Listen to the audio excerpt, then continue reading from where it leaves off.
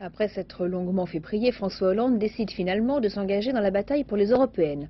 En annonçant officiellement sa candidature, il fait des heureux et un malheureux, Jack Lang, qui a le sentiment de s'être fait couper l'herbe sous le pied. Hasard du calendrier, le premier secrétaire du Parti socialiste était à Blois ce jeudi pour inaugurer les nouveaux locaux de la Fédération du Parti socialiste du Loir-et-Cher. Reportage Laurent Hakim, Philippe Gesselin.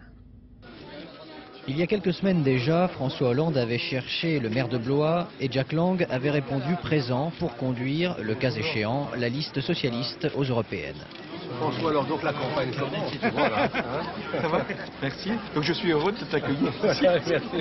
Mais hasard de calendrier, au soir de l'annonce de son engagement personnel dans la bataille électorale, le premier secrétaire du PS se trouvait sur les terres d'un Jack Lang un peu déçu de ne pas mener le prochain combat. François Hollande l'a néanmoins invité à l'épauler dans cette campagne. Je crois qu'il faut qu'il joue un rôle parce qu'il fait partie de ces personnalités qui ont un rayonnement dans le pays et au-delà, en Europe. Et je veillerai à ce que ce rôle soit le plus important possible. Cette candidature à l'arraché du premier des socialistes laisse perplexe Jack Lang qui à plusieurs reprises avait réaffirmé sa disponibilité. J'avais répondu oui, je suis prêt à partir au combat pour faire gagner les socialistes européens en France et en Europe.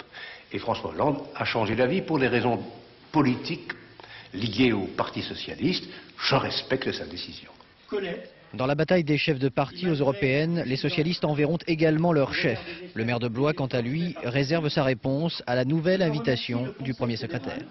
Qui a accepté le principe de cette rénovation